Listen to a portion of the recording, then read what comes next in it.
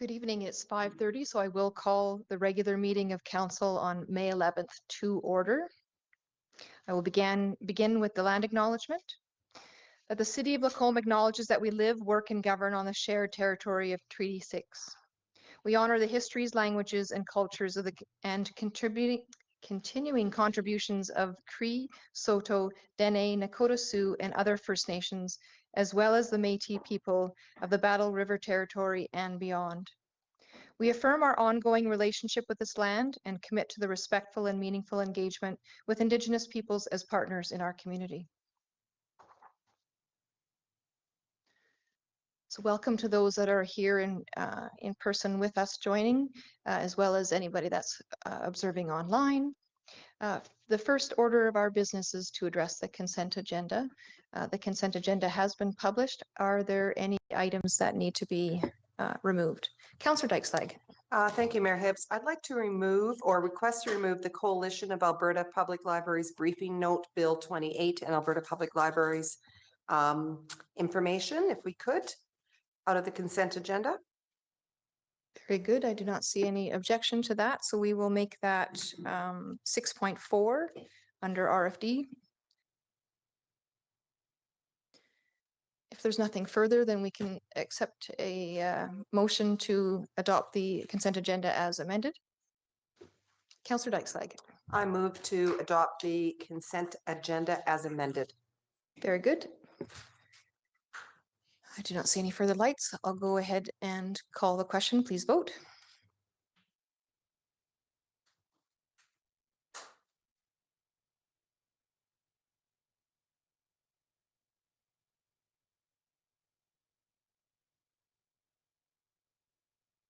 And that is passed unanimously. That moves us along then to the regular agenda. I do have one item to add. It would be 8.5 under the in-camera section. This will be a labor item, and it's in camera under section 17 and 22. Are there anything else to be changed on the regular agenda? If not, I would accept a motion to adopt the agenda as amended. Councillor Goings. I move that we adopt the agenda as amended. Very good. No further lights. I'll go ahead and call the question. Please vote.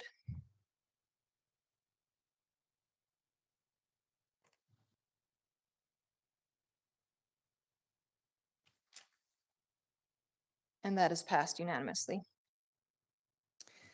That then brings us along to our presentations, of which we have two.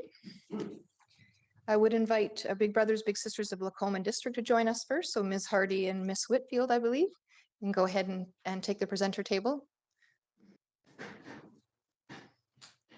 Welcome to council.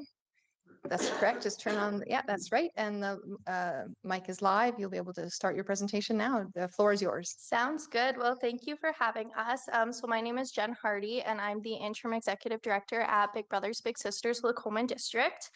And we really just wanted to come and share with you some of our 2025 highlights, as well as some things that we are looking forward to here in 2026. So in 2025, our organization supported a total of 426 mentoring relationships, with 30% of those relationships being right here in the city of Lacombe. And now I'll pass it over to Gracie to share a little bit more about our mentoring programs and just what we do. Hi, I'm Gracie. I'm the mentoring coordinator with Big Brothers Big Sisters. So at Big Brothers Big Sisters, we offer a variety of both one-to-one and group mentoring programs. So while each program is delivered in a different format, they all share the same goal of connecting youth with caring adults and teens who can support them in reaching their full potential. So our first program is our community-based mentoring program, which matches youth with trained volunteers for 6 to 8 hours of quality time each month for a minimum of 1 year. These relationships help youth navigate challenges, discover strengths, and develop coping skills through shared activities and trusted guidance. Our second program is our in-school mentoring program, which connects caring volunteers with students for 1 hour each week. Matches meet outside of the classroom for games, crafts, and conversation, creating a space for belonging, confidence building, and positive relationships. Our teen mentoring program builds on our in-school mentoring program by supporting older youth with opportunities for civic engagement, leadership development, and relationship building with both their peers and younger students. Then we also deliver our Healthy Bodies, Healthy Minds and Game On mentoring programs. So those are our group mentoring programs. So Healthy Bodies, Healthy Minds promotes physical and mental wellness through structured group activities, helping youth develop positive habits, emotional awareness, and self-care strategies.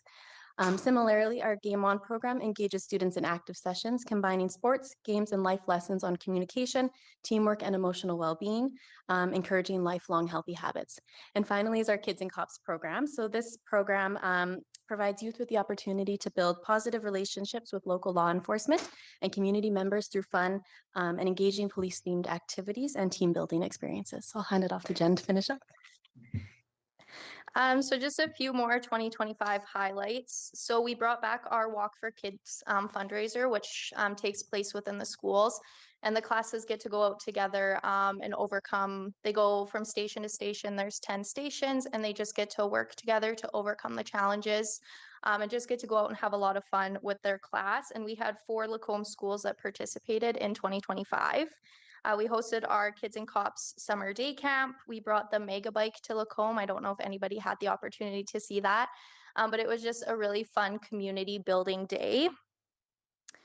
We introduced the Big Bid. We hosted our 2nd annual Rubber Duck Drop, and we celebrated 15 seasons of our Festival of Wreaths fundraiser.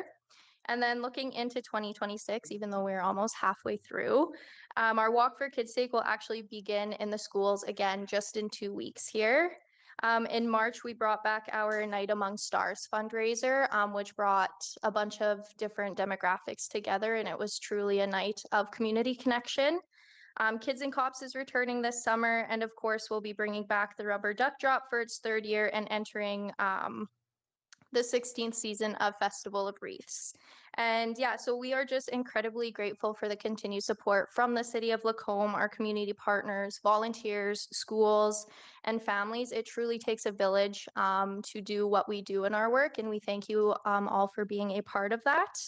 And we just look forward to being able to continue creating those meaningful mentoring relationships and continuing to make an impact in our community. Thank you. Did anyone have any questions for our presenters? Councillor Dykeslag. Not a question, Mayor Hibbs, just a comment. Having been in the schools for many, many years, I was able to see firsthand the impact Big Brothers and Big Sisters has, in particular the in-school mentorship, and watching those kids literally wait at the door for their mentor to show up. And if that mentor is 5 minutes early, joyous, 5 minutes late, panic. And it just totally turns around those kids. So a shout out to you guys, but also shout out to the businesses that release those employees to come and do the in-school mentorship for an hour a week. And just that whole connection. It's just one part of the work you do, but I was able to see firsthand, especially that program on a day-to-day basis in a school. So thank you for the work you guys do and the great work you continue to do in our community. It's very much appreciated. Thank you. Yeah, thank you for coming. I think it is really important to sort of explain the different options that are out there to be involved. I was actually an in-school mentor myself. I did that for a number of years. And so the commitment is relatively low. It's 1 hour a week. So a lot of people can squeeze that time in, but it is very impactful, which was mentioned earlier. I felt like I was making a difference and I thoroughly enjoyed my time as well. So I definitely want to give you the opportunity to explain sort of what the demand is that you're facing and how you're, I don't know, meeting that or struggling to meet that and what people might do to get involved going forward. Yeah. Do you want to do waitlist? Yeah, so there we go. Right now, on our wait list, we have about, I would say, 50 to 55 youth, and about 49% of that wait list is youth in Lacombe. And so I would say majority of that wait list right now is for our community-based mentoring program and specifically male mentors. I would say probably 3/4 of our wait list is male mentees looking for that male mentorship. So yeah, that's kind of the biggest need that we have right now, is getting those male mentees off the wait list. Great. Yeah, and I think just any opportunity like this for us to come and speak about who we are and what we do, it just allows people to become aware because we don't share too much that our wait list is that 51 to 55, but I think it is super important for our community to know the demand and the need for the mentors. I know that people are sometimes looking for volunteer like opportunities, and that is totally one where they could really be making a significant impact. And like I said, it's very enjoyable. So yeah, I just wanted to highlight that. So if there are people out there that are looking or listening and thinking I want to be involved in my community, this is one way that they could do that. So thank you again for your presentation. Yes, thank you so much for having us.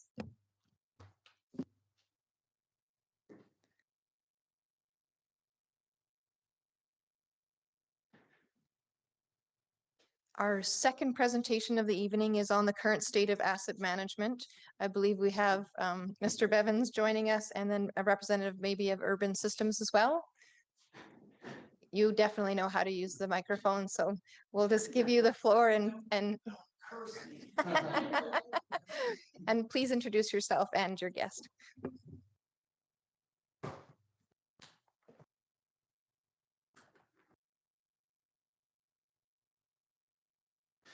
So yes, my name is Phil Bevins. I'm the Engineering Asset Management Coordinator for the City of Lacombe.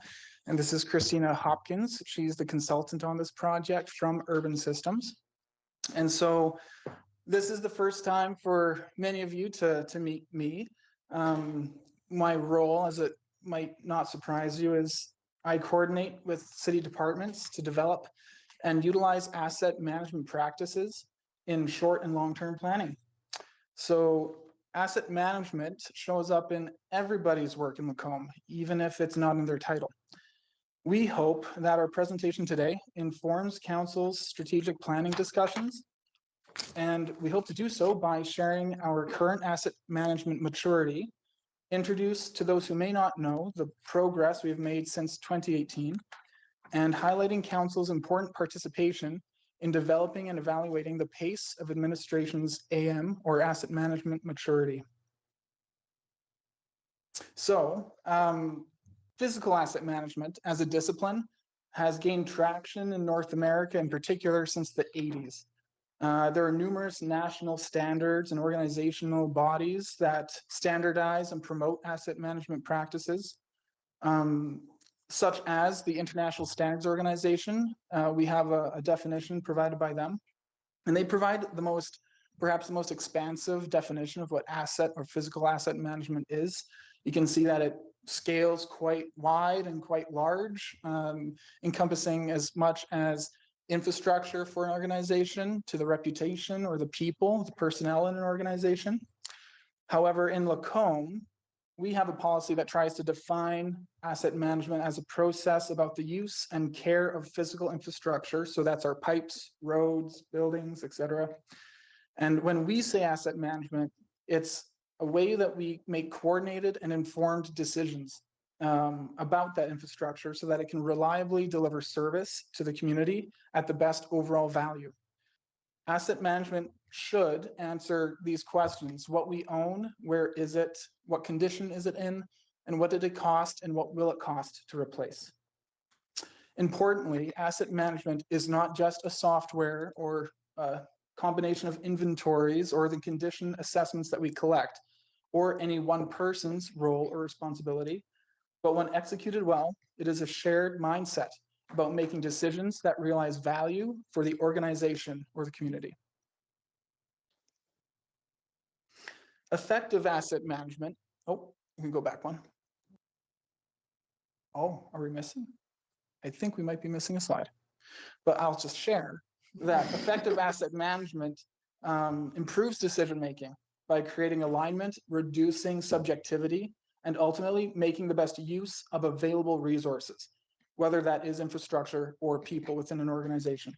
It considers current and future needs and promotes balanced decision-making by clarifying the services the city provides, knowing the whole life costs of those associated services, and meeting stated objectives within acceptable risk boundaries.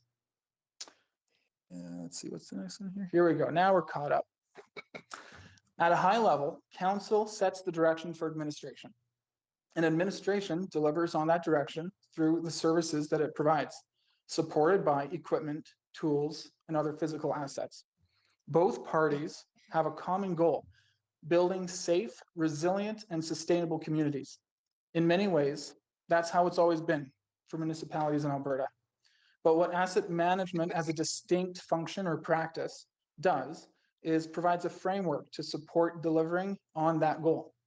It helps organizations make more consistent and informed decisions about assets, the plans they make, the maintenance that they require, and the investments that the municipality has to provide.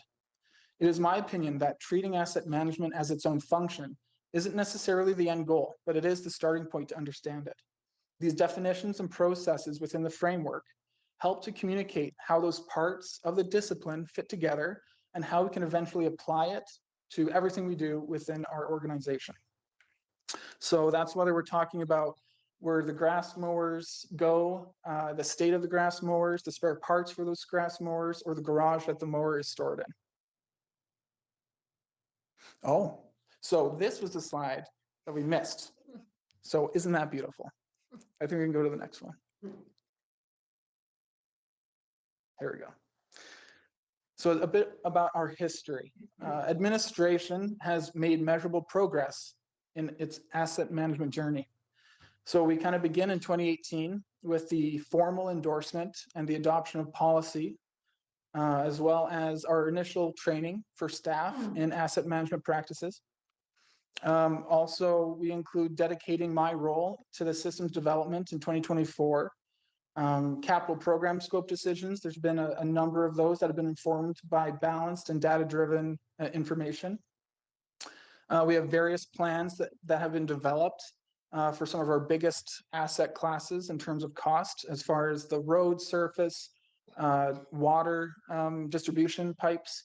And of particular note, that plan has been a key, it was presented in a national conference recently in St. John's, where the consultant who helped us with our risk assessment for the water system presented to a national audience. So all of this work shows that there has been steady and consistent commitment to balanced, data-driven decision-making in Lacombe. And with each project, administration has grown more informed and capable than in 2018. But to better understand where the opportunities lie for future development, we solicited the support of Urban Systems to perform a state of asset management practice to reinforce our strengths and identify potential development areas for the future. So now I'll pass it over to Christina to just kind of explain the methodology as well as some of the results. Thank you so much, Phil. And thank you for having me. As Phil mentioned, I'm Christina from Urban Systems. I have a background in engineering, and I've spent the past decade working with municipalities across the prairies primarily, and a few municipalities nationally to improve in asset management practices. Sometimes the words asset management can carry a lot more weight than they actually mean. It's really just how you make decisions about the infrastructure you have that enable the services that your citizens rely upon. So it doesn't need to be super complicated. It doesn't need to be very, very, very, very detailed with lots of software behind it. It just needs to be systematic and organized. So we came alongside administration at Lacombe to do a state of asset management, just to check on where things are at, because maturity can change over time, either up, same, or down.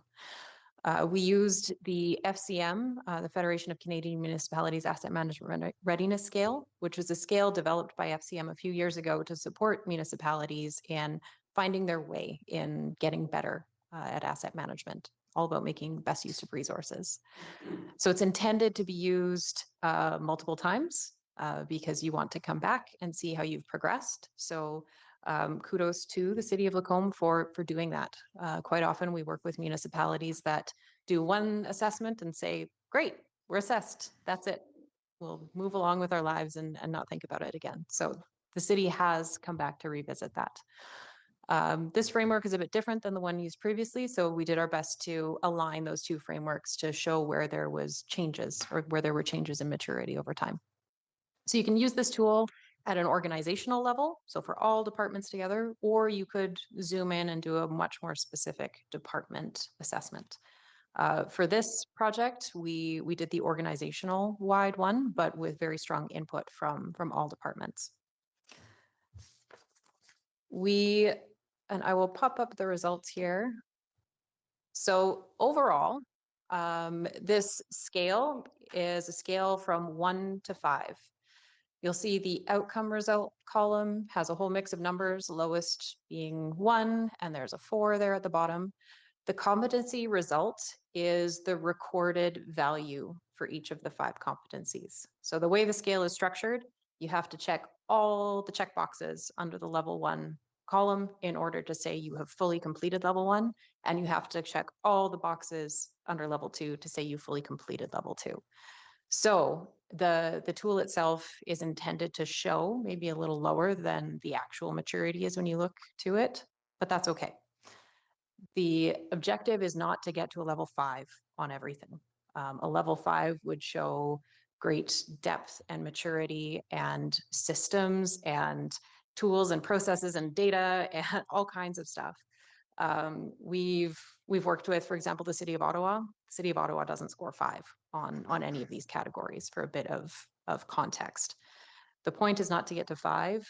Out of the level 1, call it your Honda Civic, it'll still get the job done. It might just not be really fancy about it, but it'll still do what you need it to do. So these were the overall results. We determined these results through a collaborative workshop with city staff and supported the interpretation of those results with individual departmental interviews with folks. We've worked with a lot of communities, and we really appreciated working with Lacombe administration. They were on time, if not early, to absolutely everything. They kept us on our toes. They were very engaged and were obviously very committed to understanding these things together. When it came to the discussion about, okay, here's where we're at, sometimes municipalities can pretty quickly get lost in the, well, without all of these other things like resources and people, we can't do anymore. That wasn't the tone with Lacombe administration. It was, here's where we're at, what could we do, and how could we creatively come up with a solution to advance these things.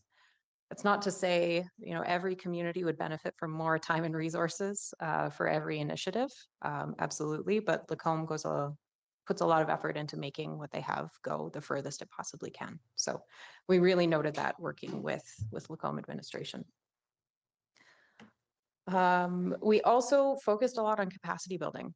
So we worked quite closely with Phil. We co-presented and co-facilitated at the workshop, hence the co-presentation to council at the end. So we will zoom in on the level 1 scores. So again, this is kind of zooming into the bottom part of the evaluation, recognizing there is a lot of results that were higher than this, but wanted to give you a bit of context around what those lower scores mean. So in people and leadership outcome, this, and we just chatted about this today, this distinction was probably more so just because there were some new faces on council and we weren't really sure where things were going to land. Again, this is pretty common for municipalities to land at about this scale. So it's just that council knows that resources must be dedicated to exploring that, and then the demonstration of that. So knowing and demonstrating being 2 different things.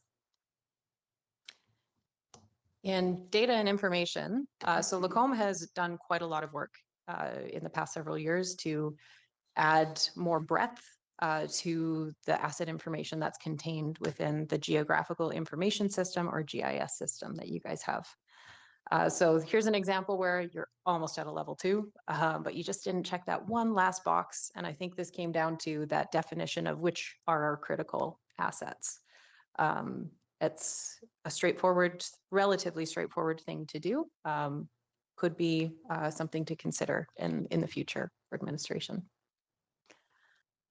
Planning and decision making. I'd say this one is probably the most common result for municipalities in Alberta and across the prairies, in that asset planning approaches vary across the organization. This is pretty normal. There's a lot of departments, a lot of different services, and a lot of different assets, all moving on different life cycles. So it can become a very complex exercise to do. So to move to a level 2, it's following a similar but informal, so not necessarily exactly the same planning approach across all departments.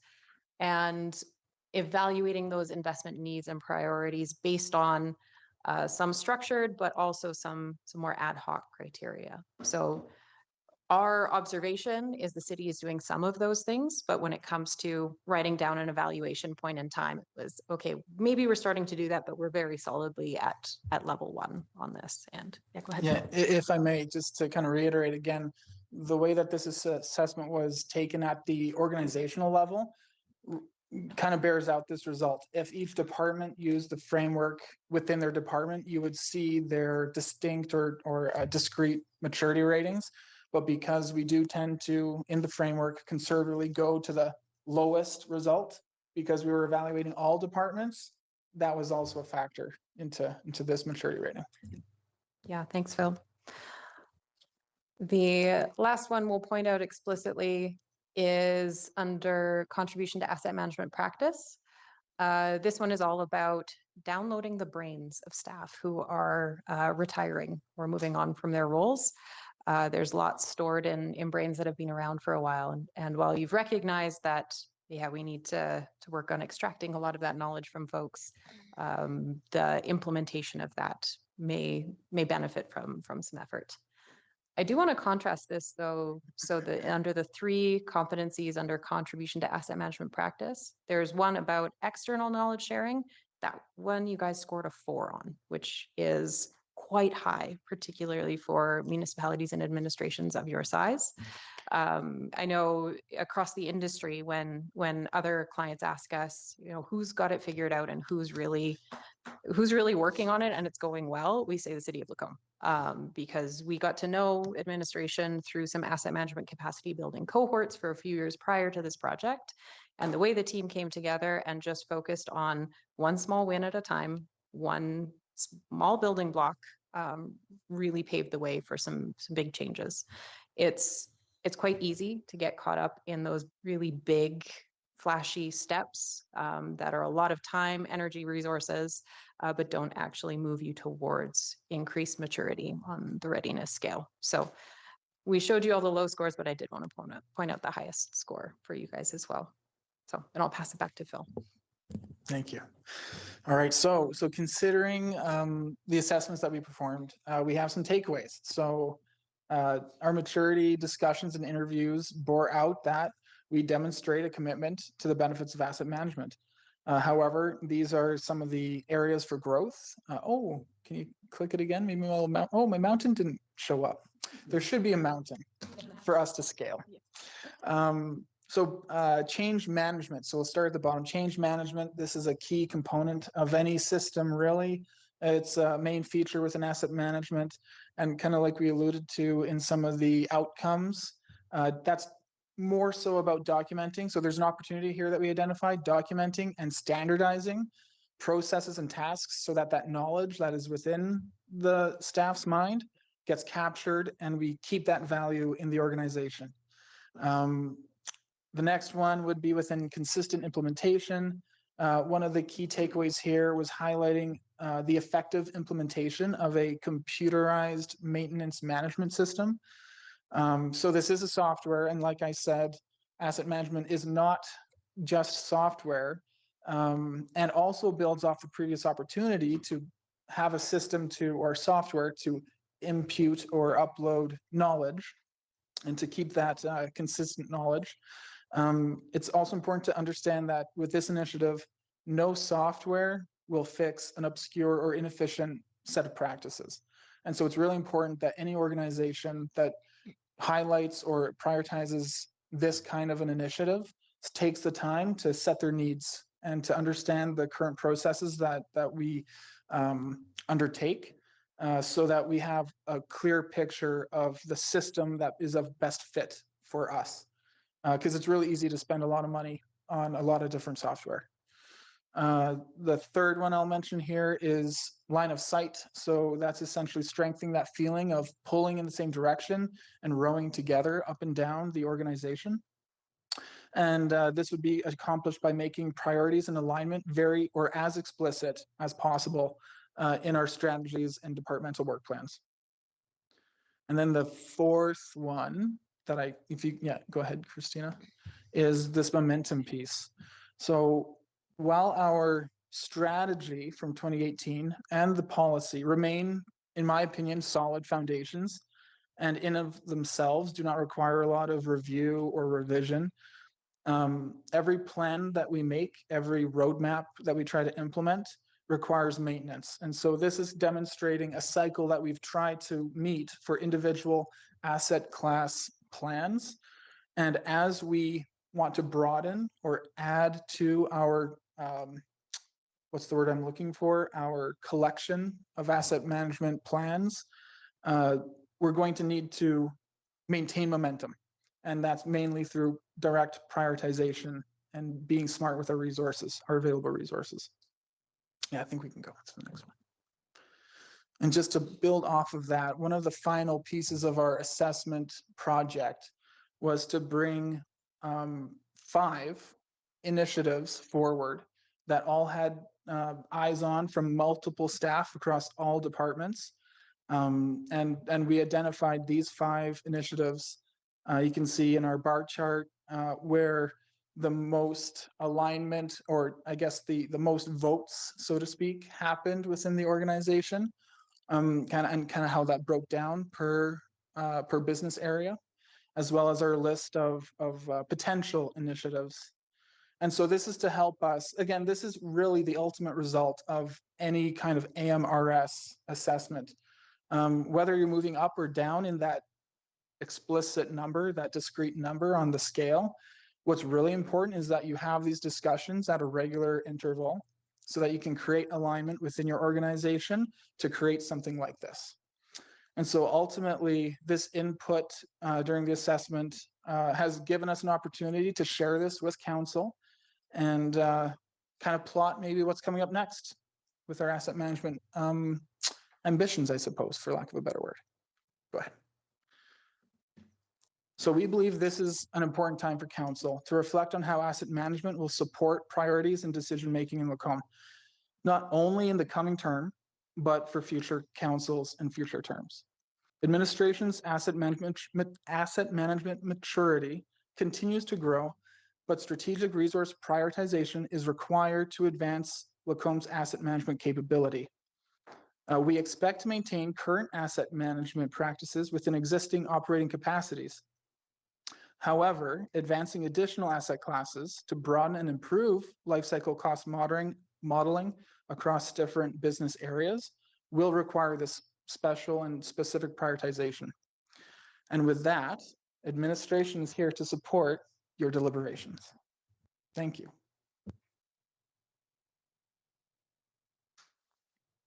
Thank you. Councillor Dyke-Steyk. Can we go back to the focus and alignment? I just want to make sure I understand the votes. What does everything represent on the right-hand side? Operations, ops? Oh, yes. Community? So community services is Okay. the CLT. darker blue. CLT is the corporate leadership team. Okay, great. Corporate Uh, services, operations, S&CD. Strategy and capital delivery. Marvelous. Yes. Thank you. I apologize. No problem. I would never have gotten the last one. Oh. It's newer, so I have to think about it too. So then these are people in our administration that then voted on the areas that they felt should be the top focuses in the next coming 2-3 years? Yes, for the next, so the way that we phrased it was over the next 2 years, what Yeah. are the initiatives? And we had a list of more than 20 Okay, that came out of the interviews and I see. the assessment that led up to this meeting. Got ya. And so out of the 20 or more, these were the ones that we said, are you most excited to advance in the next 2 years? Yeah. Databases, interesting. Yes. I mean, if I you get love it. me on a good day, we'll I'll- talk databases. I can't wait. No, that's excellent. Thank you for that explanation. Any further questions on the presentation? Councillor Span. Through Mayor Hibbs to administration, I'm just curious, do we have a ballpark number for what the city currently invests in asset management? I know that we have some numbers, I mean, if you want to include, administration through Mayor Hibbs to Councillor Span. I I think it's within the tens of thousands of dollars. It's sometimes more, sometimes less, depending on the project itself. I know that maybe Director Thompson can enlighten us further on that. Director Thompson. It's a great question, and it's one that is a little difficult, a little squishy, because we can say, well, Phil's got the name and the title, so it's him. But Phil's quarterbacking and coordinating across the entire department, and so he is trying to use influence and data and consensus building to grab the resources that he can from across the organization to advance this type of stuff. And so the degree to which those departments are dedicating time and energy, and they're now incorporating asset management principles into their own day-to-day decision-making is also asset management. So it's a squishy, difficult one to kind of really pin down on a cost, how much the city spends. It would be a different question to say how much we spend on like external consultants or on capital costs that are around studies and things like that. We don't have those numbers in front of us today, but we would have to kind of define the question a little bit differently in order for us to answer that. Thank you for that answer. I guess part of where that question comes from is because presenter Phil was talking about how costly some of the software can be. And I know that was something I definitely noticed as I was going through the budget, and it shows up, and that's where I thought it would be a difficult question to answer, because it shows up in different categories, and how do you add that all together? I feel like it would be helpful, because then it would help me as a counselor to understand a little bit more too, what if there was additional investment in asset management, what would that be used for?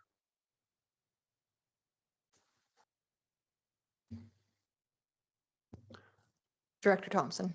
Well, I think some of that question we're really relying on what council's priorities will be during the strategic planning workshop, because we've highlighted what administration is putting forward as priorities.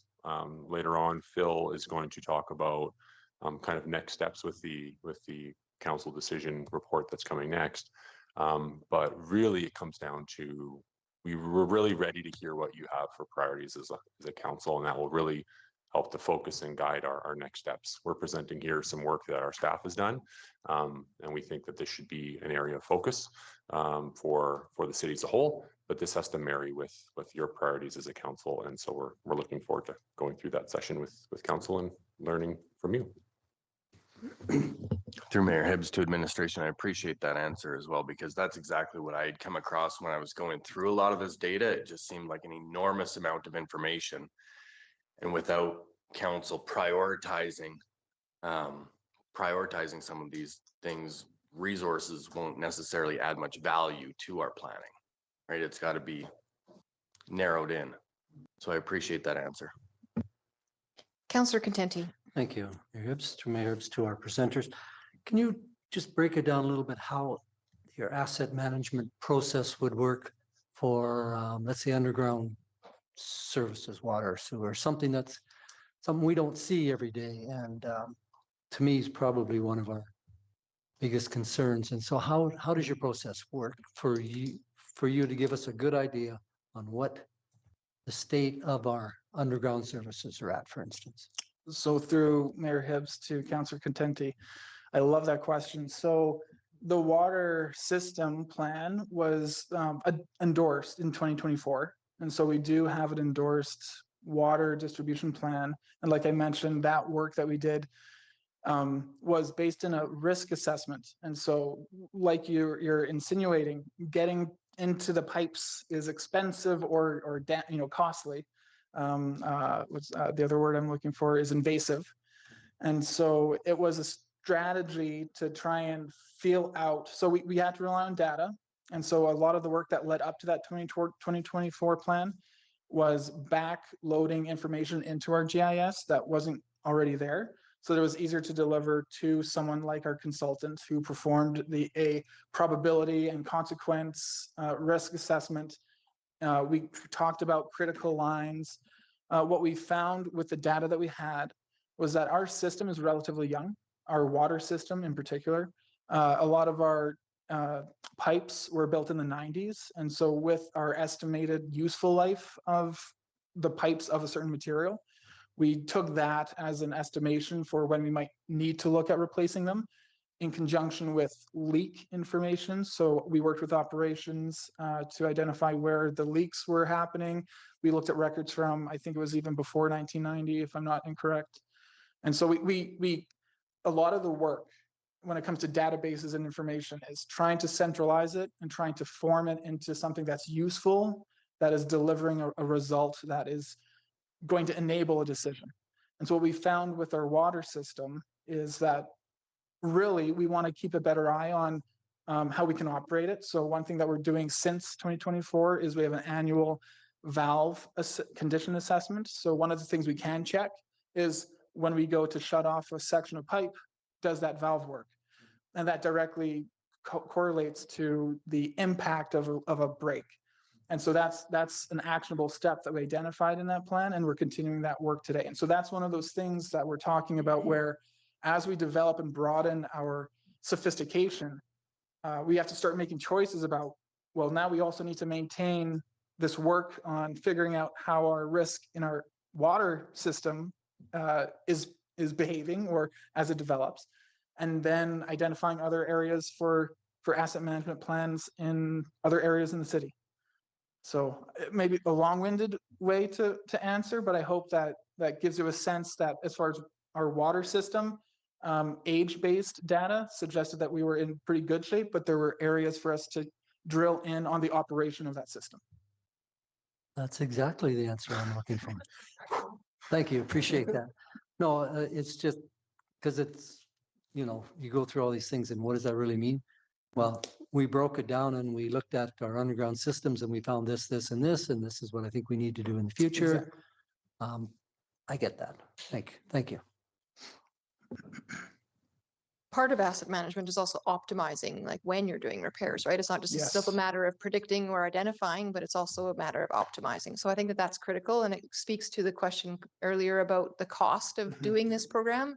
It then also pays off because there's efficiencies, there's wise use of resources, money obviously being first, but even just capacity, right? So that we can plan ahead, that we know that we have to do these many jobs and they need to be done around this time frame. So Mhm. I think that that's worth highlighting as well. Mhm. Councillor Span. Through Mayor Hibbs to administration, one of the notes that I saw, and maybe it comes a little bit later, so maybe it'd be more appropriate there, but I noticed that Lacombe, there was a note about how Lacombe has accumulated more data for more assets than in 2018, but the mobilization and use of this data has not and has not improved since 2018. What are some things that we could do to improve the mobilization use of that data? Through Mayor Hibbs to Councillor Span, I believe the first thing that comes to mind, I believe that it's about being deliberate about our centralization of the information. And so specifically when we say mobilizing the data, we might have a database or a set of information that is available if people knew where to grab it, and implementing it into a centralized space where it's most relevant to the viewer that's a context question. And it also requires capacity to maintain that data. So just data maintenance alone is one of these things where we're always negotiating our capacity between departments and in particular IT and GIS as far as the mobilization goes. I don't know. Yeah, Christine. One thing I would add there is also there's almost infinite ways that you can collect data about your infrastructure, about your services. So making sure that you're collecting the data that will be useful to those who need it in various decisions. So if asked the question, how would you mobilize? I think, and there was a slide there about council's role in asset management at administrations, is asking administration about some of these things, because then when they know it's important for you in your decision making, they will be able to mobilize it in a way that will be supportive for long-term service delivery. Any further questions? Does not appear to be so. This is obviously an item as well on our agenda. So this is technically just the presentation. We didn't hear it. So I will go ahead and consider that presentation to be heard. Thank you very much. So that does then move us along in our agenda to requests for decision. We have 4 items under that heading. 6.1 is the 2026 State of Asset Management Report. First up, I wasn't sure 100% who was going to be. So welcome again, Thank you. Mr. Yeah. Bevins. Yeah.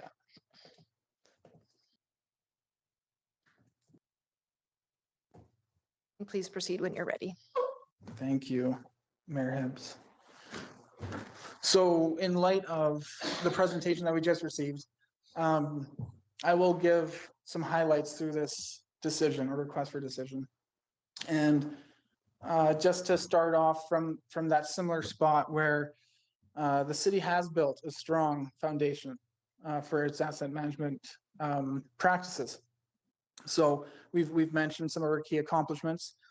It's our policy, it's our strategy, it's our asset management plans, improving our inventories and trying to digitize organizational information, and creating cross-departmental capacity in asset management. So the next new asset management area that is our intended focus would be city facilities. And at the same time, these other plans, the roads surface asset management plan, the water distribution asset management plan, the tree inventory, and others in various stages of development, they will also need their individual development and updates. And so the pace at which asset management develops in Lacombe from this point will depend on the goals and the priorities set by council and senior leadership through strategic planning. So policy adoption and senior leadership support have carried the city forward. New roles, consistent approval of asset management initiatives when presented, endorsement of documented plans, and acceptance of data-driven recommendations all demonstrate that Lacombe believes in the benefits of asset management.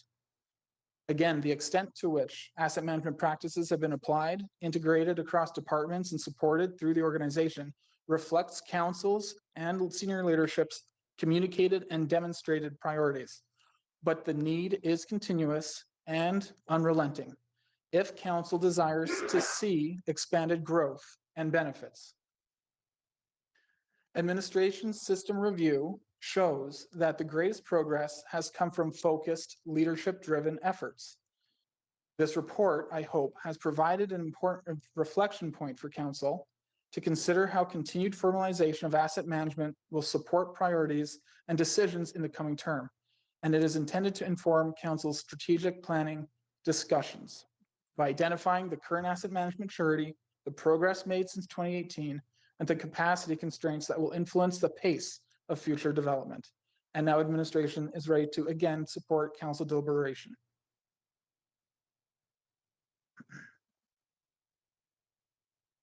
Are there any further questions on this matter? If not, somebody wishes to make the recommended motion or another motion, that would be also allowable at this time.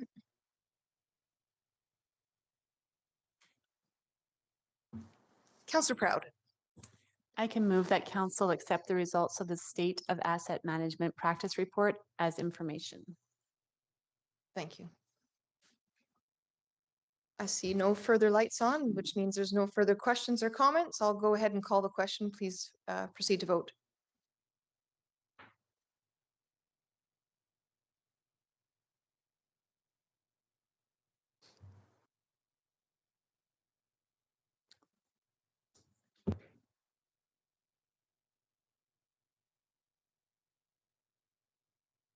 And that is passed unanimously. Thank you for your presentation.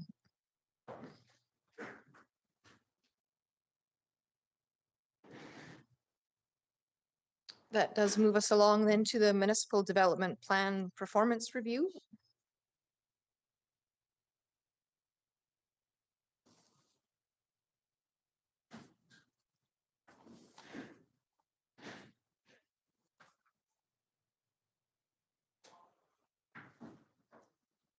And the floor is yours.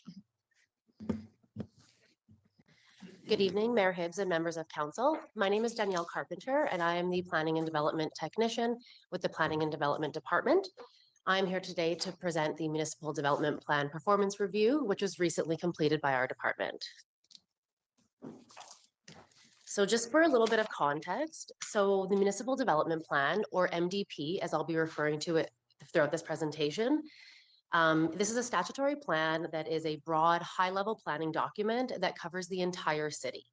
So topics in this plan include future land use and development, growth, municipal services, planning and community-related policy decisions.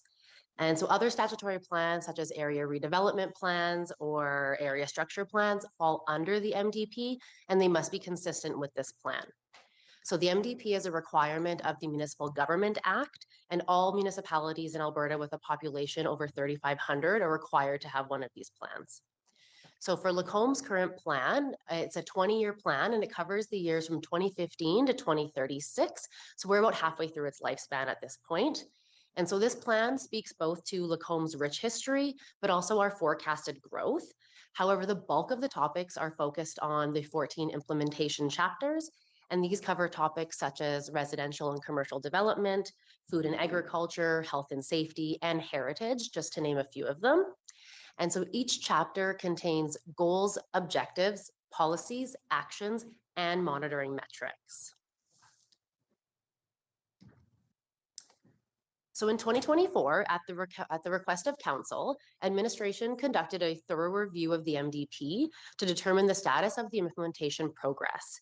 So as the plan was reaching the halfway point of its life cycle, we were trying to determine what has been achieved, what's been accomplished, and what still needed a little bit of work. And so throughout that review, it was determined that the implementation was largely on track and progress had been made in all subject areas. So it was deemed that a complete overhaul of the plan at that time was not required. It was still achieving its objectives. And at that time, council did request, though, that they would like to see regular status updates from administration. At the December 9th, 2024 council meeting, a small selection of policies and actions were further evaluated and presented to council. And so while that did highlight some good progress that we'd been making, the way that those policies and actions are written, they're really reporting on a small snapshot in time. And we found that it was difficult to consistently collect similar or comparable data year after year. So that moves us through to the 2025 review. And so after we reviewed those 2024 findings, we found that, like I said, they were not able to be repeated very well. And so we pivoted to focus on the monitoring metrics at the end of each chapter. And so this change was made mainly because the metrics are quantifiable and the data could be consistent and comparable. And we found that would be important because we are hoping that the MDP performance review will be an annual process. And so future reports will include the data from the previous years, and that will allow us to make comparisons and see trends of how the community is changing and evolving over time. The data was collected on all 14 implementation chapters, and each chapter has between 1 and 5 metrics. So out of the 35 metrics that were listed in the MDP, 28 are still relevant and we had no proposed adjustments to them. 1 is outdated and no longer applicable. So that's the Bolt Transit ridership, which ceased operations in 2020.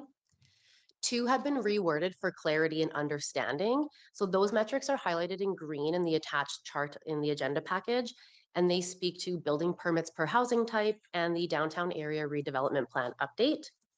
And 1 metric was updated to allow for data collection. So that metric is also highlighted in green, and it speaks to issued business licenses in the old historic downtown. So there were 3 metrics we found that require information that is not currently available. So administration is proposing to cease efforts on these metrics, as we would need additional resources in order to collect any data or build towards those metrics. So the wording is very similar in all 3, but they're all worded similar to this. So average proximity of new development measured at the outline plan stage to commercial zones and municipal reserve as compared to the community. And finally, administration is proposing 2 new metrics. So those are highlighted in yellow in the attached chart. So 1 is to monitor e-scooter ridership, which would fall under the transportation and community mobility chapter. And the other is the average emergency shoot time, which falls under the health, safety, and public participation chapter. Both of these metrics have data readily available to administration, and they support the goals of their respective chapters. So the recommended actions in the report, the first one would be to remove 4 metrics and then add 2 more metrics in, which would bring us to a total of 30, reporting on 33 metrics moving forward. The monitoring metrics data would be collected annually and then presented to council in the first quarter of the following calendar year. The monitoring metrics presented in this report will continue to be used moving forward with the option of considering additional metrics as deemed appropriate. So this will allow for council or administration to add in new metrics if there are changes in the community that should be reported on or that council would find interesting to know about. And then finally, administration ceases or proposes to cease reporting on metrics RES 5-3, COM 5-1, and ONE 11-1. So these are the 3 metrics referenced on the previous slide. As they have not been previously reported on, they have not been previously measured, and they would require additional resources for administration to do so. So the recommended motion today is that council direct administration to proceed with the recommended actions presented for reporting the findings of the municipal development plan performance review. Thank you very much for your time. Administration is here to support your deliberations. Very good, thank you. Do we have any questions for for this item for our presenters?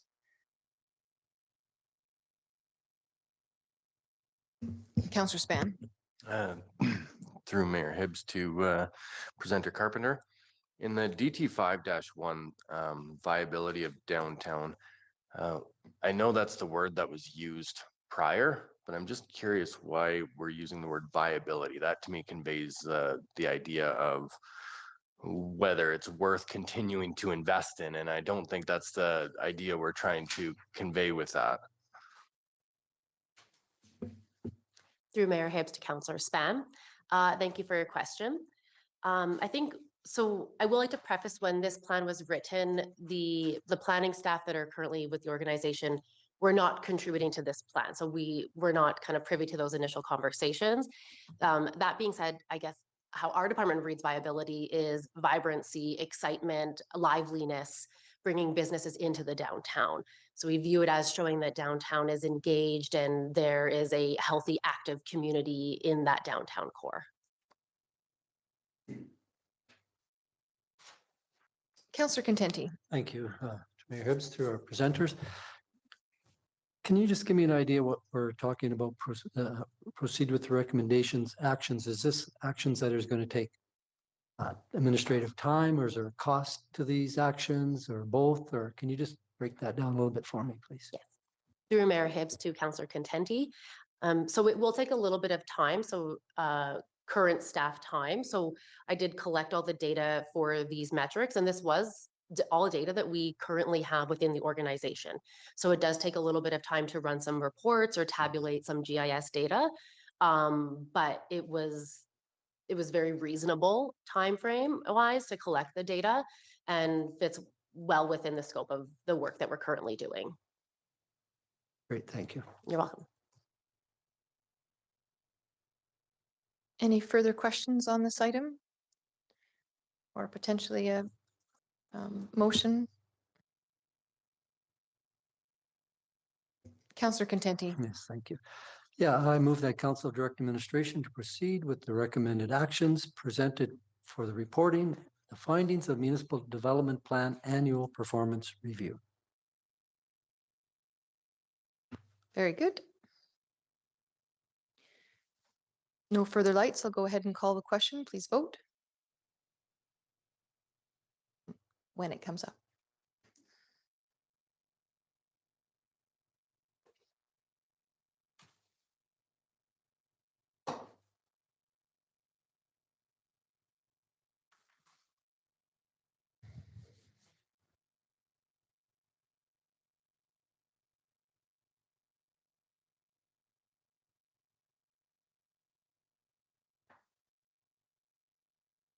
And that is passed unanimously. Thank you very much.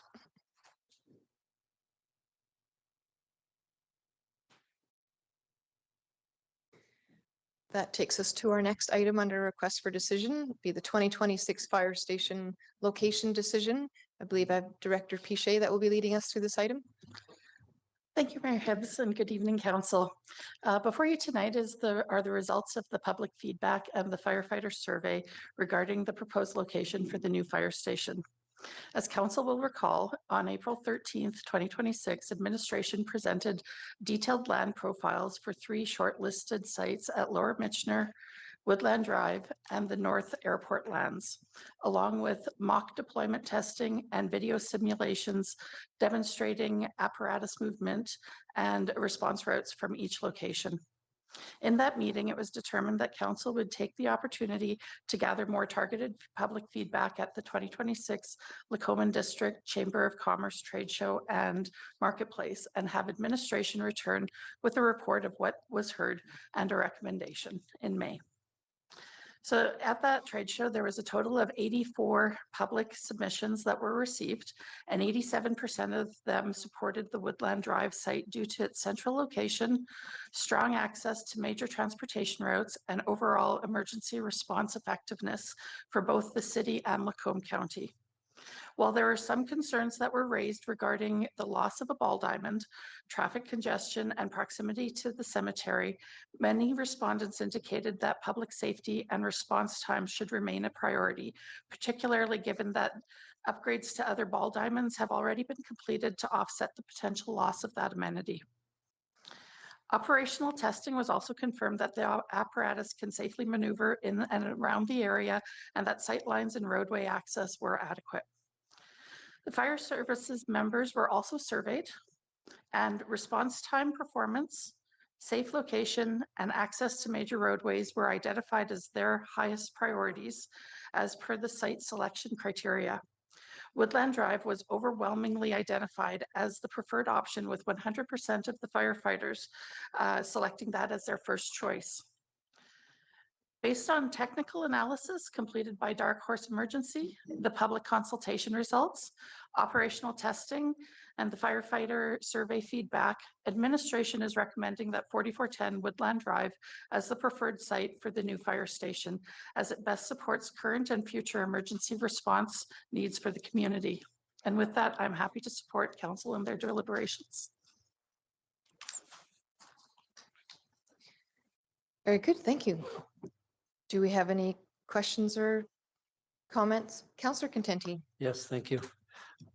Mine's going to be a little bit long-winded. This is going to be probably one of our biggest decisions we're going to make in the next 3.5 years. So bear with me. But I want to start first that I just want to appreciate all our fire department, the chief, the staff there. I've worked with some of them. They're great.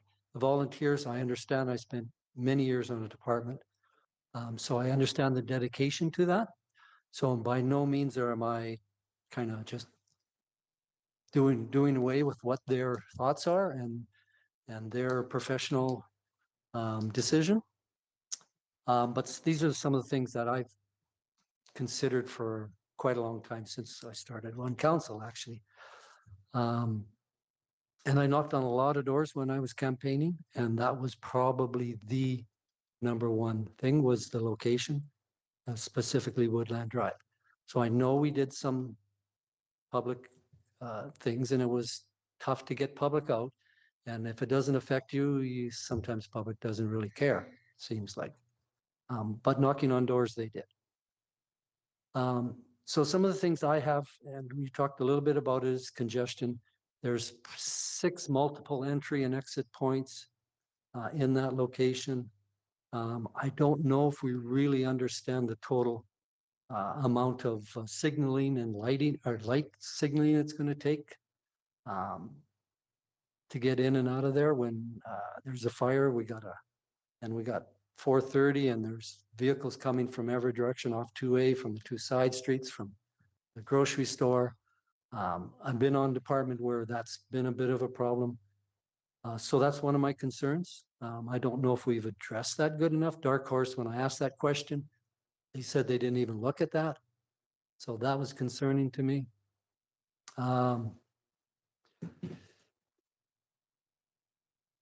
Based on the testing, the time test, we were within, I think, a minute for overall times from the airport and Woodland.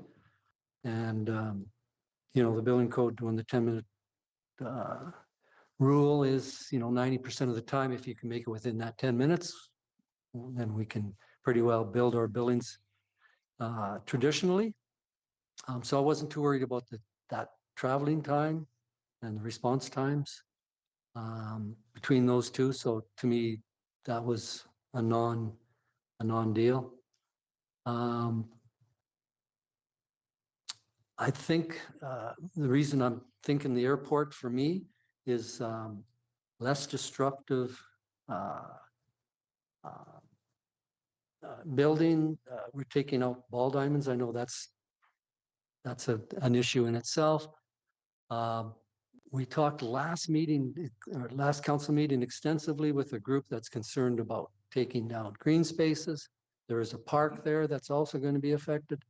The city green space plan is in place about green spaces. So to me, things being pretty equal between the airport north and Woodland, why would we take out a green space?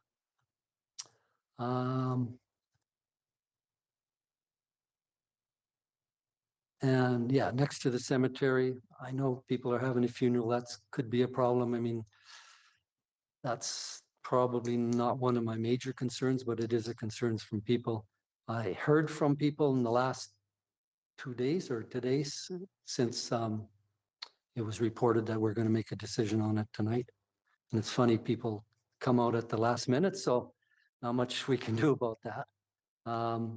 So those are my concerns. I think all things being equal, I'd sooner support the airport. I think we have good access there, less signaling problem, less congestion problems. Our growth seems to be going north. 10 years from now, if we need a second hall, we could go in the southeast part there and cover the whole city. So those are my issues and concerns. But again, I love our fire department and I will support them any way I can. Thank you. Anything further? Councillor Dykeslag. Thank you, Mayor Hibbs and Councillor Contente for those thoughtful comments. Bear with me too, I may go in a few directions here. First direction I'd like to take is just a question to administration. Again, this council is new. We're not privy to any of the in-camera, the other public discussions. I've watched a number of council meetings where I've picked up things from Councillor Ross in the past, worried about the congestion there, traffic lights, those sorts of things. Different councillors reporting on things. One of the things I've heard in the community about the airport as a concern, and I don't know if administration can confirm this, is the training availability or viability at the airport for the equipment that our fire service has. For example, the ladder truck. I know we've got another training facility that we are using or will be utilizing, but if it is at the airport, can our fire service train properly and use the equipment properly if it's by the airport compared to Woodland Drive? And if anyone can comment on that, I'd appreciate that. CAO Gowdy. Thank you, Mayor Hibbs. And through to the rest of council on your question, Councillor Dykeslag. There's the one piece of equipment that you highlighted, the aerial truck. It would have to be tested. I believe it's weekly testing that's required. That would have to take place offsite. So it could be at the city's training facility by the lagoons on the east side of the city, or at a different location where there's suitable conditions. But there is a restriction to fully extending that ladder at the airport site, whether that's, well, actually wherever it is on the airport, but certainly at the north end that exists. Carry on. Thank you. So a follow up to that in regards to the airport location as well. Through conversations, and again, it could be rumor or something. how amenable is the airport authority to us having a potential fire hall located near their facility? Or have we had those conversations? Again, being in the dark on these conversations, I'm not sure where we are with the airport authority wanting this neighbor or not. Yeah, so the lease that you have with the Flying Club, I should say, does give them sort of sole authority to approve or deny uses on their leased land for the term of that lease, which it's currently till it's very long term. And then there's an extension as well. So it's the life of the fire hall sort of thing. They have expressed, though, to the city in the past a willingness to consider co-locating those facilities on the north end of the airport. The south end is a challenge for them because of some impacts to hangars, that sort of thing. But the north end, they were open to discussions about that. There's been no official like, yeah, we'd allow that. Certainly you'd have to work with the Flying Club to make sure that it didn't disrupt their operations. And I mean, if I was on the Flying Club, we're giving up some land. So there would be like what am I getting out of this as well? There's obviously a lot of extra activity. And so we've never opened up those discussions with them on the north end site because it's never been a selection of council to this point. And my last comment for now. Thank you for those answers, though they do help with some things that are rolling around in my head about the airport location. I think my last comment will just be in regards to the last couple of notice of motions I've presented were to allow the people who know best to consult and guide the decision. And that's why I did the notice of motion with AISH. Let's ask those that are involved with inclusion. What is the best course of action to support their, that program? I'm going to do another notice of motion tonight, or a motion in regards to ask the Coalition of Libraries on how to best implement Bill 28.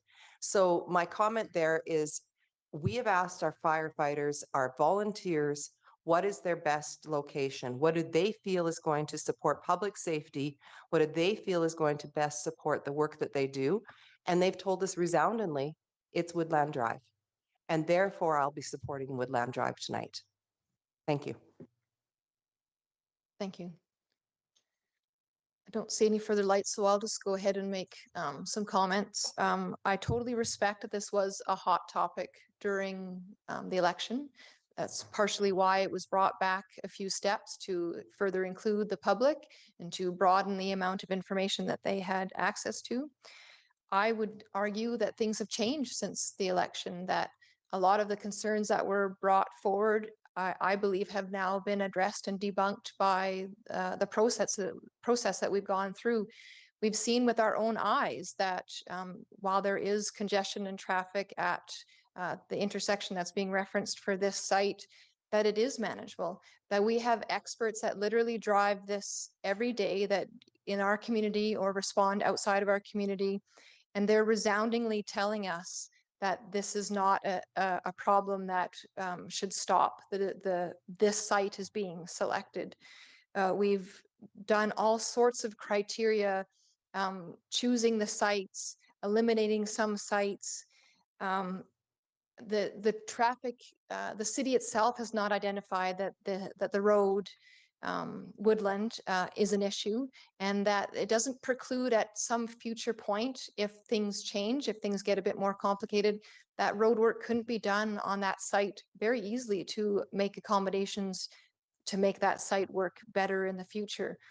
I think that we have to remember that we're looking at choosing this site for the next 20, 40 years, that it does certainly need to be central in the community. We will continue to grow north, certainly, but we will continue to grow south. And we're a long ways away from a satellite station. I do support this site as being the best. Is there a perfect site? No, that doesn't exist. That will never exist. We have to make the best decision based on the information that we have. And we talked earlier about making data-driven decisions. I think this is very clearly a data-driven decision, and that we should not be swayed by emotion, because this should be a decision made without emotion, that it should be decision best for the community at large. And I am convinced 100% that this is the best of what we have.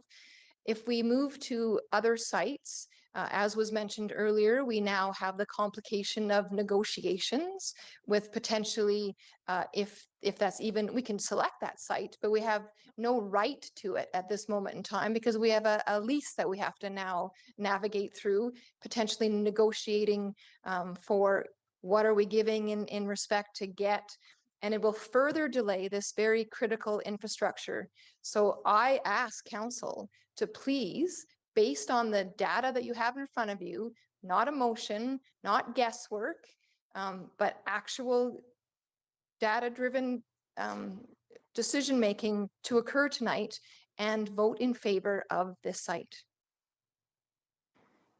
Anyone else wish to have a question or comment? Just anybody that has not had a chance to speak, please. Councillor Goings. Thank you, Mayor Hibbs. I am also in support of the Woodlands location quite strongly. This is obviously a decision that was inherited from past council, but I think for good reason. I think there's a reason that past council landed on this site as one of the top sites. There's a reason that we've landed on this site as the top site. I think the community's biggest concern, it sounds like, is losing a ball diamond. And it's important to remember and to know that the improvements and upgrades have already been made on 3 other ball diamonds. The spend was over $350,000, so that's quite an investment to retain recreation. This site is centrally located, and I really do trust the intelligence of residents to be able to navigate those intersections and move out of the way for emergency vehicles and understand how to work around that. So I will be supporting the Woodland Drive location. Thank you.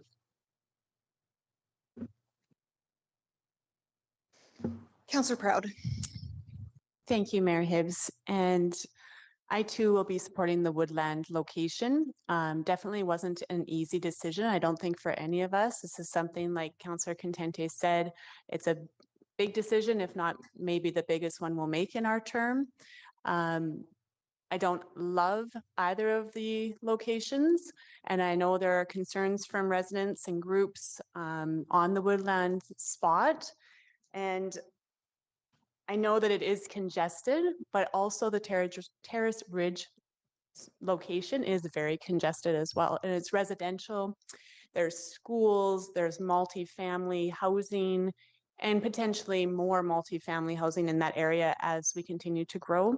So I don't think that will become less congested in that area, if not it'll become more.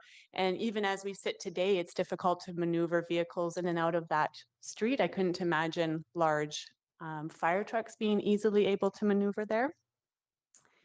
Also, when it comes to the intersection at Woodland, I do believe there's a way, and maybe I could direct this question to admin, to control the intersection, because I know there's ways to do that. And there's many fire halls throughout Canada and the world that operate in much more congested locations quite effectively. So that's, as a whole, as I've spoken to the community and for public safety and taking into consideration all that I've heard, I would be voting for Woodland. Councillor Span. I had the same experience that Chris had knocking, or Councillor Contente had knocking on a lot of doors throughout the campaign. And I would say after property taxes, the dissatisfaction with the Woodland Drive location was the next topic on their lips. And I think with what Councillor Contente said about the airport location, I think there's a lot of added opportunity there. And And when I look over the next 10 to 15 years, this fire hall is going to be there for a long time. I think the Woodland Drive location gets worse and worse while the airport location starts to look even better than it does now. So I will not be supporting the Woodland Drive location. Councillor Contenti. Yeah, I'd just like to feedback on the comment about data-driven versus emotional-driven. I looked at the data. The data is very similar in response times. Volunteers and others getting to both sites is really not that much different. So I'd just like to push back a little bit about this is not an emotional decision. This is also data, probably more data-driven than anything. So yeah, that's where I stand. So even though it's taken a long time to get here, we need to have these frank discussions. And it's not about emotions. It's about what people are saying. It's about the data. It's about a number of things, not just my emotions. Thank you.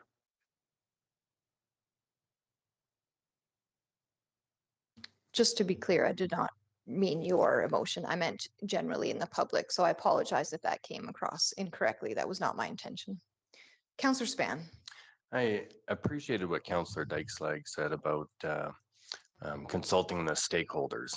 And I do want to add to that. I think that's what Councillor Contenti and I are getting at as well about the stakeholders in this conversation. It includes the firefighters, which I have an enormous amount of respect for, but it also includes the residents. And I feel for myself personally that I've heard them loud and clear, that it's not wanted there. But and I guess the one other comment that I would make is when it comes to data-driven decisions, I agree as well. We need to be making data-driven decisions, but we also do need to filter that through the lens of what is best for the community long-term. And that is also part of what I use to weigh my decision on this.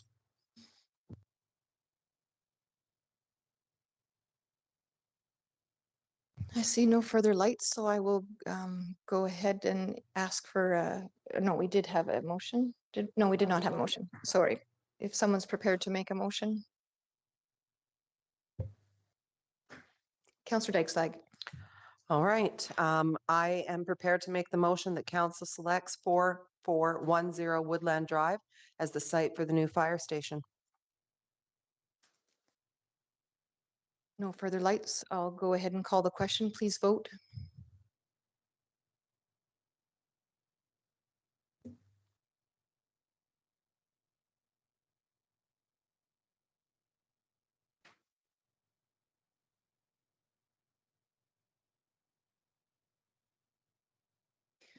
The motion has passed with 4 in favor and 2 against.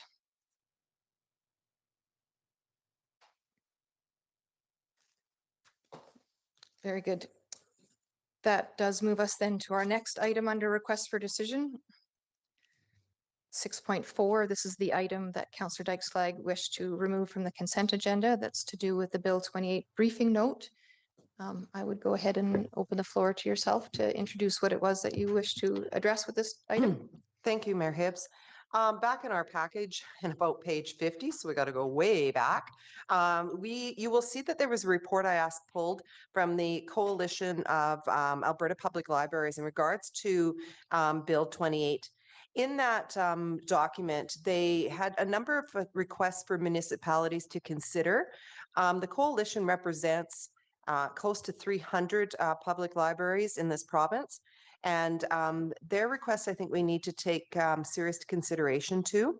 They're requesting a number of things, but my motion today will be in this regard. I'd like to make a motion that, sorry, I maybe don't have my motion here totally written, that we direct Mayor Hibbs to send correspondence to the Government of Alberta on behalf of our council and the citizens of Lacombe, expressing support to the concerns raised by the Coalition of Alberta Public Libraries regarding Bill 28, and request that the province engage in meaningful consultation with public libraries, library boards, and municipalities to respect local library governance and the professional decision-making authority of library staff and boards. to ensure that future legislation policy is clear, practical, and workable in the real reality of the public library environment. If you have any questions on why I'm making that motion, I'm certainly willing to speak towards it. But if you read the documentation, I think it speaks for itself. Thank you. Councillor Span. To be clear, this is a notice of motion you're bringing forward to be discussed at our next meeting, not voted on here. Mayor Hibbs, you can tell me how we proceed if we're pulling it out of the consent agenda. So it is an item that was brought forward on to our council agenda. It is a request within that because it talks about what libraries is asking for, and it's calling on municipalities. There we go. We're asking municipalities to do, and then it has a number of bullet points there, which is essentially what Councillor Dykeslag has put into word. So no, this would not be a notice of motion. I believe this would be appropriate to debate and discuss, decide tonight. If this item were to have remained in the consent agenda, would this action that they've requested be taken by administration? No. Not on its own. Then I would suggest that we do turn this into a notice of motion to have time to consider this motion rather than voting on it tonight. Because if it were to have remained in the consent agenda, we would have not needed to contemplate this.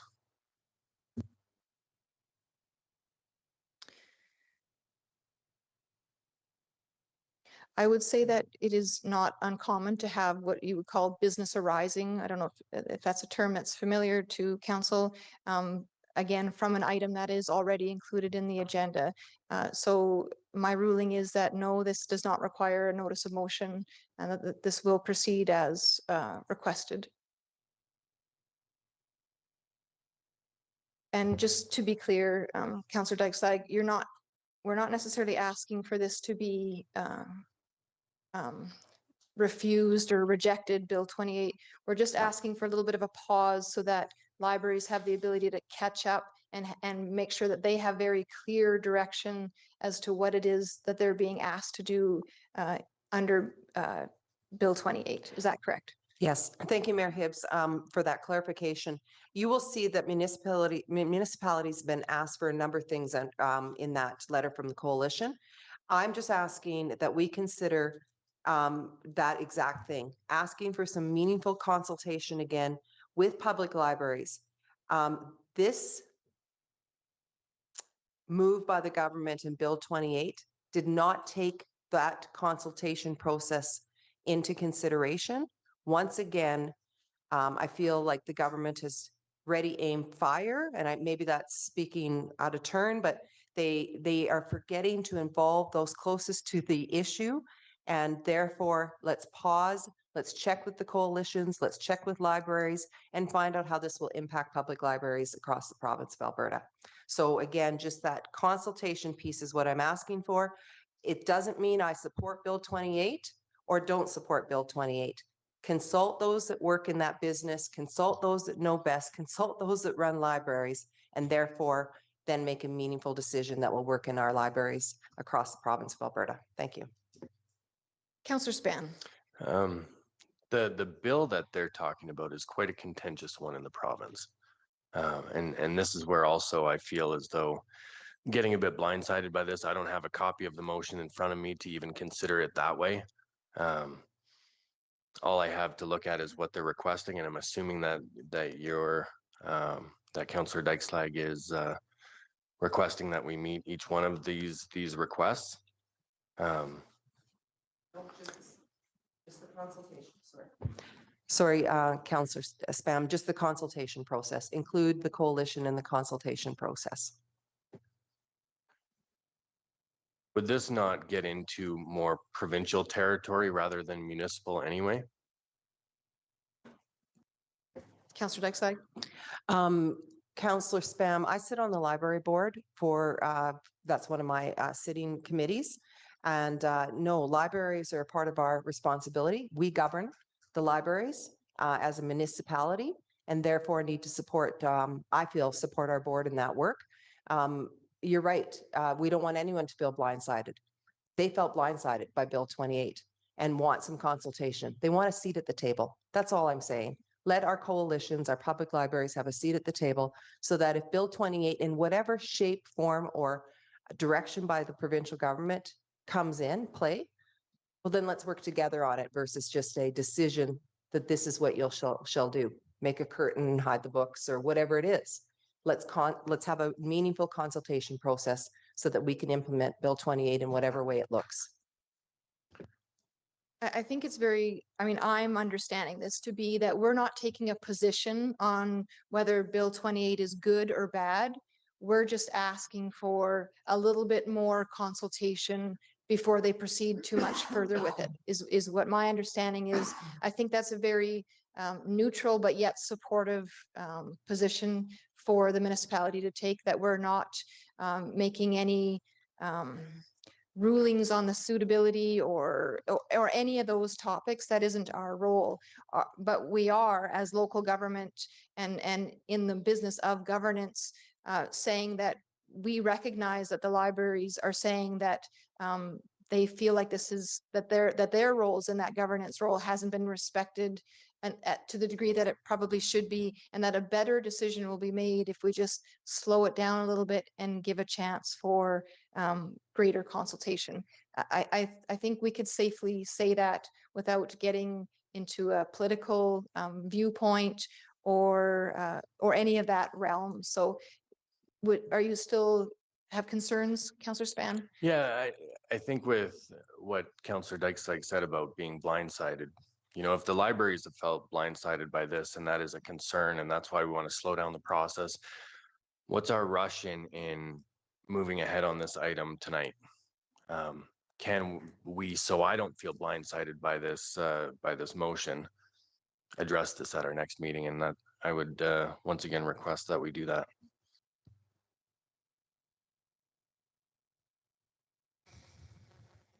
I think that this is something that has already been brought forward by the government, that the library is looking for our support through the member that sits on that council.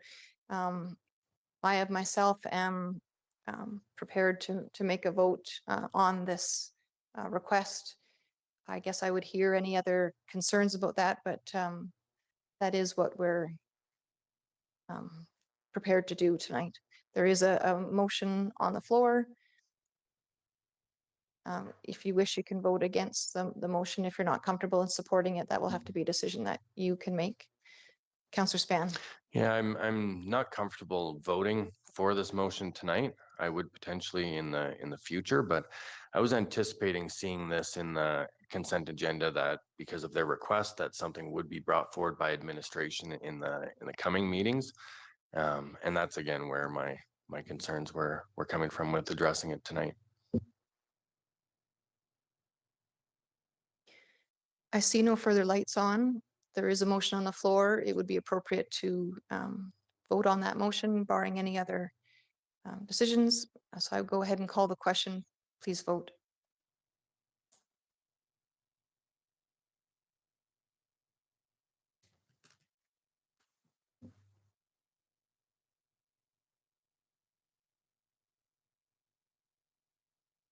And that is passed with a decision of, I believe that was 5-1.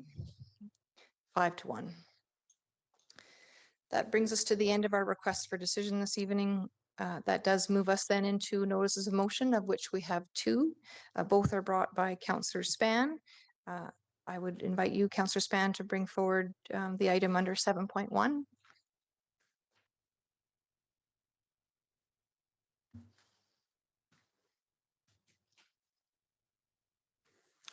There are 2 motions that I'm bringing forward tonight, and I'm going to just read the motions and then outline my reasons for these motions.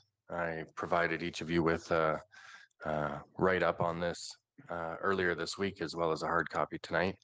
The 2 motions that I have that I'm bringing forward, item number 1, 7.1 is, be it resolved that council direct administration to prepare an amending bylaw for first reading to change cannabis retail sales in the C4 district from a permitted use to a discretionary use. And item 7.2, be it resolved that council direct administration to prepare an amending bylaw for first reading to change gas station in the C4 district from a permitted use to a discretionary use. For this time, could we just address 7.1 so that we're just solely focused on the cannabis retail sales, please? Just so that we don't, they are two separate items and so that we should treat them separately. There may be some overlap, I appreciate that, but to the best of your ability, please just address the cannabis. Before I outline the reasons for these motions, I'd like to address a potential concern that I thought you may have. Why not wait to discuss this at strategic planning? I had initially thought that this would be a good route to go. However, after careful consideration, I believe bringing these motions forward now is the most efficient approach. Full review of the C4 zoning regulations would be a significant undertaking for administration.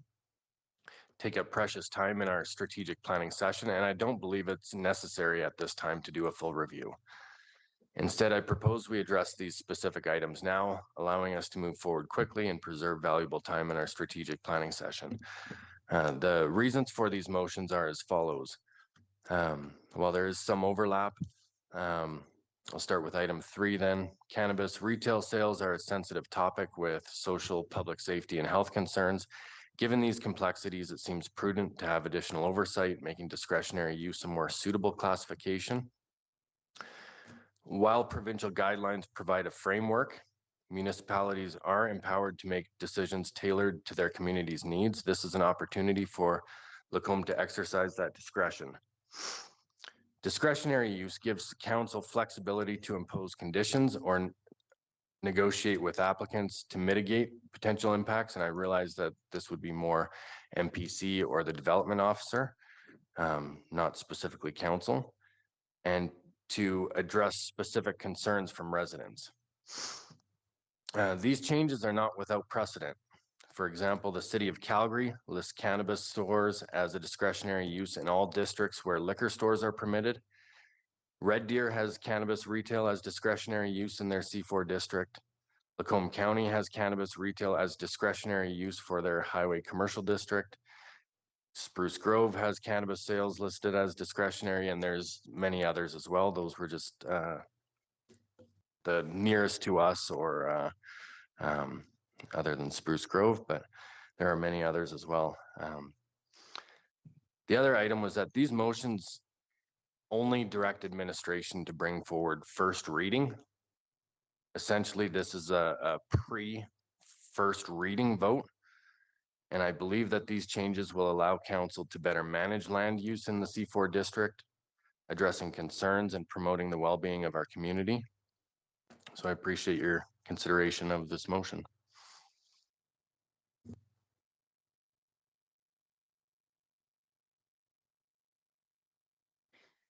Do we have anyone that have questions or comments on this first item? Councillor Goings. Thank you, Mayor Hibbs. I appreciate your thoughts on this, Councillor Span, and bringing this forward. It's a lot of work to bring forward a notice of motion. I would be more in support of a full review of the C4 zoning instead of just kind of picking and choosing a business here or there, one or two. My question is for admin. When did cannabis retail sales change from discretionary to permitted? Thank you for the question. Cannabis retail sales have never been discretionary here in the city of Lacombe. When it was announced that there would be a legalization of cannabis, the city in advance of that struck a cannabis readiness committee that involved multiple stakeholders, FCSS, the police, by law enforcement, that sort of council representation as well. And at that time, they decided to take a similar approach to liquor sales and said, well, essentially anywhere that liquor sales are appropriate, cannabis sales ought to be appropriate. And we shouldn't be in the business of sort of saying this one's better than this one or not. And so right from the very beginning, as soon as cannabis was an identified use within the land use bylaw, a legal identified use, it was permitted in the C4 zoning. Perfect. Thank you. Councillor Dyksleg. Thank you. In regards to cannabis, moving it to discretionary, Counselor Spam, are you hearing complaints about this, or administration, have you heard complaints about where we're putting cannabis locations? Do we have a complaint list that we're doing something wrong there versus just continuing with the current way we manage it? CEO Gowdy. So I can't speak, obviously from the position of council of what concerns, but we don't receive many, if any, to my knowledge, complaints about this right now. Although most recently, when we had a public hearing related to a potential C4 lot, there was some consternation and I think surprise expressed by some of the presenters that C4 would allow, without additional consultation, approval of a cannabis retail sales, and also not that we're discussing right now, but yeah, gas stations as well. I do have a few comments. I'll keep them brief. I do believe that this actually would have been better to brought to a strategic plan, only because I believe that this is potentially a significant policy shift for the community.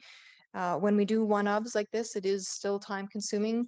If it proceeds, then administration will still have to present a whole memo and go through the whole process, so that there isn't really any time saving there. I do want to just comment on the history of the selection of the being it permitted versus discretionary. As was already referenced earlier, there was an ad hoc committee. When this was first announced as being something that was going to be legalized and that we would start seeing retail stores, the position of the city of Lacombe at that time was one, dealing with a lot of fear, as there always is when things change. And so there was a level of uncertainty within the community. But the position of the city at that time, and I actually sat on that ad hoc committee, so I'm very well versed in the decisions that we made. It was about signaling to the business community that we are in fact open for business and not setting up roadblocks that made it any different than a liquor store. In my mind, that if we're going to take steps backwards in our and add layers of hoops that businesses have to jump through, then we really should be looking at, is that the only one? Should we be considering, why not liquor stores? It's a controlled substance that it sells. It's been illegal for longer, but it effectively comes down to the same thing. So there are compounding and cascading effects, I think, of deciding something like this. You could start getting into the business of limiting the amount of businesses. For example, we could put a cap in the community, but again, those come with potential consequences of signaling to the business community that Lacombe is really clamping down on what we want to allow. I guess my preference would be for this to come to strategic planning so we can really have a fulsome discussion over what we may want to see for land. Like maybe the zoning itself needs to change in specific areas. Maybe that needs relooking at. But I just feel like there's a greater decision to be made here than this one specific one. So I would wish that we would take it to strategic planning, simply because this is asking for a policy shift, and I think that needs to be properly fleshed out.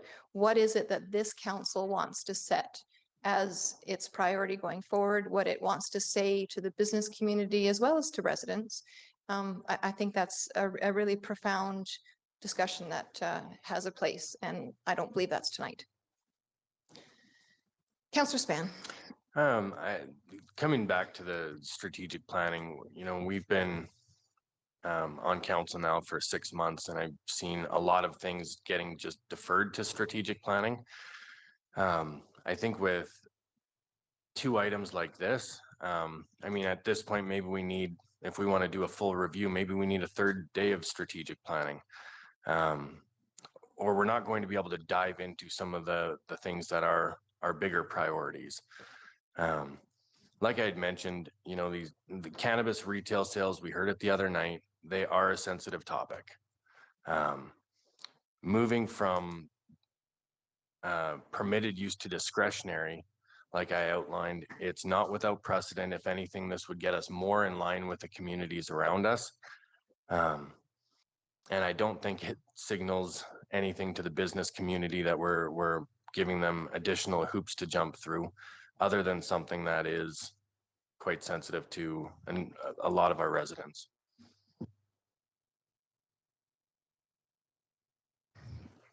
I guess I would just make one additional comment on the idea of strategic planning. We definitely would not be able to sit down and sort out what it is that we want to see happen in any given zone. It would just be a matter of asking, is this a priority for council that we wish to open up zoning, maybe specific zones, and that we set that as a priority, and then it would get entered into the work plan. So we certainly wouldn't have long enough to figure out what that actually might look like. That would be the item that would come back. But then council as a whole is deciding, how important is this? Is this a high priority? Do we want to do it in the first year? Is this a medium priority, so the next couple of years, or is this a low priority, something that we will get to by the end of term? So strategic planning is setting a work plan. And I think that's really important, because there's the regular business of council that we do on a day-to-day that we're asked to make decisions on all the time. But then there's those improvements or those changes that we want to see that are reflecting what we heard during our campaigns and the day-to-day conversations that we've had, and things like survey results, et cetera. So I guess I just want that clarification, that I don't think that we need to add an additional day, but it could be a very valuable discussion point that very well likely could get support at strategic planning. But I do feel like that is the appropriate place. And so I've really struggled with this one. I probably will not vote in favor of the motion personally myself, just my own vote, but because I'm seeing it through that lens. So I just wanted to explain that.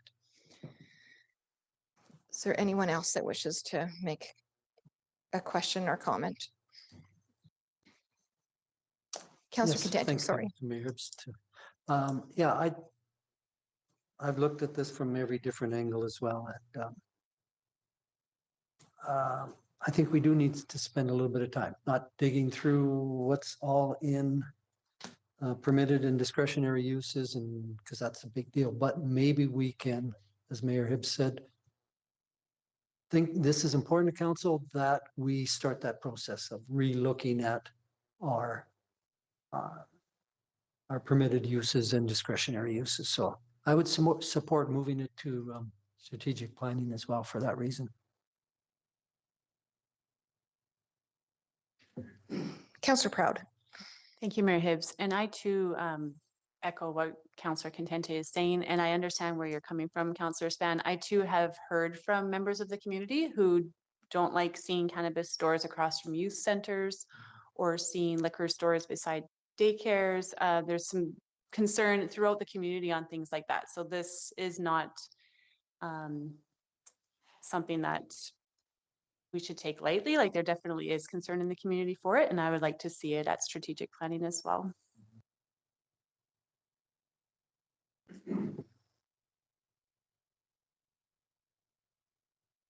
So there is a motion on the floor made by Councillor Span. Don't know if you wish to read it out again, Councillor Span. Are we able to move forward with this, and then, seeing as it is essentially a pre-first reading, discuss it further at strategic planning? And then if we decide we don't want to move at that point, hey, it can be voted down in second reading. I guess that would be a final request that I would have to get you to support this motion. I mean, for myself, I would say that that is possible. However, that doesn't change my vote this evening, but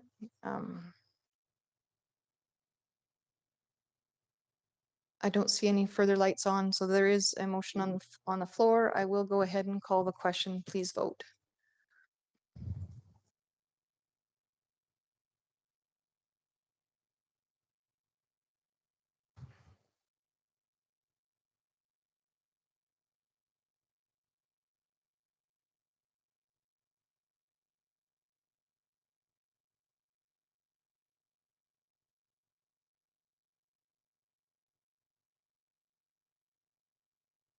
So the motion is defeated with 4 votes against and 2 votes in favor.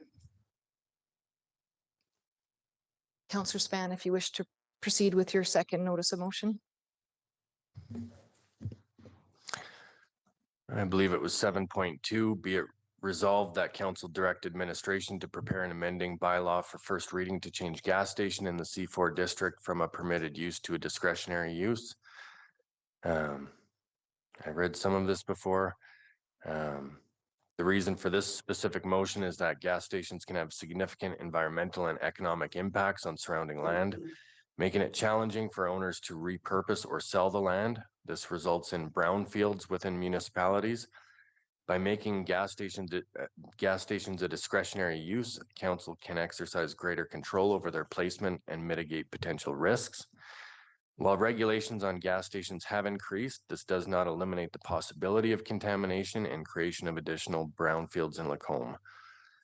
Recent examples such as the fast gas closure and public concerns expressed at the public hearing demonstrate the importance of revisiting this regulation.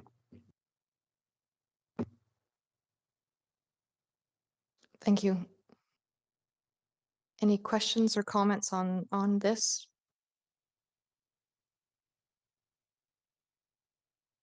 Councillor Goings. Thank you, Mayor Hibbs. Yeah, same with this one, Councillor Span. Thank you for bringing it forward. I'm still in support of a full review of all the C4s instead of picking and choosing. I do have a question though. With this proposed change, how do you think this would affect business attraction to Lacombe? It doesn't change the fact that gas stations will be put in where they're needed. It just gives council one extra layer of discretion on where they go. And I think that is important because when land gets converted into a gas station, it's either a gas station forever or it's a brownfield forever.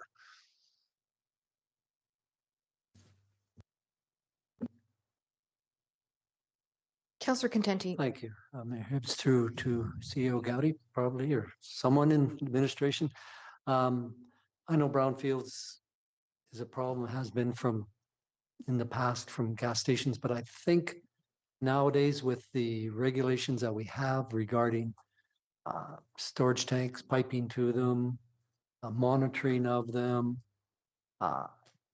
do you see any concern about new gas stations and brownfields? CEO Gowdy. I think it's possible that you could still have brownfields arise, but typically with above ground storage tanks and the sites are sealed, so they have to be paved. I wouldn't see creation of additional brownfields as a likely thing with every approval. I think it's largely a legacy issue. Again, of course, there are situations where contamination can occur through unforeseen circumstances, but those regulations are in place because we've seen the problems of brownfields and how they do plague communities for decades. And so that is the reason for like the above ground tank requirement and paving of the entire site, things like that. On-site containment as well. Councillor Dyksleg. I'm no expert in brownfields at all, but I don't think that gas stations are the only contributor to brownfields. Dry cleaners, minute lubes, they also, I would think, have some sort of contaminants that could be considered. So once again, I think we're looking at cannabis stores and gas stations individually when maybe we need to be looking at the collective, which has been mentioned a few times. So we're targeting a couple specifics when maybe it is something we need to look at as a bigger picture and strategic planning, because I don't think they're not the only thing that causes brownfields. I don't think.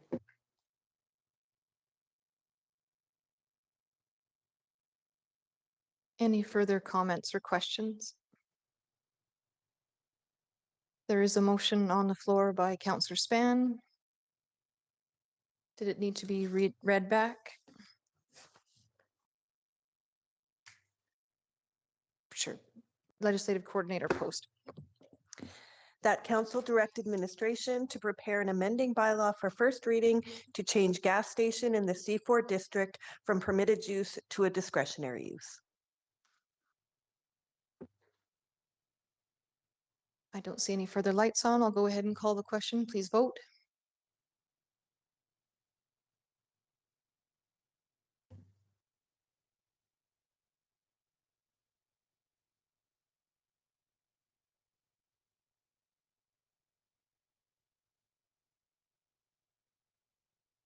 And that has 4 votes against, 2 votes in favor. So that has failed to pass. Our next order of business will be in camera, which is a closed session. But prior to moving in camera, I'll just make note that our next meeting dates are May 25th, June 8th, and June 22nd, all regular council meetings. I would go ahead and accept a motion to move in camera if someone's prepared to do so.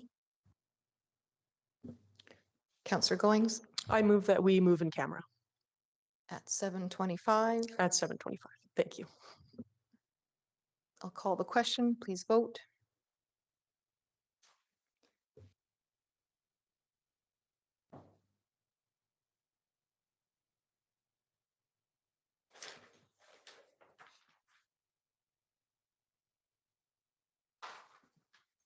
Oh, you're still.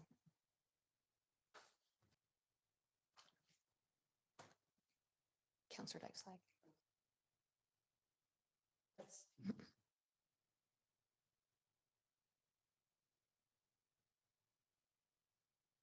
And that is unanimous. Thank you.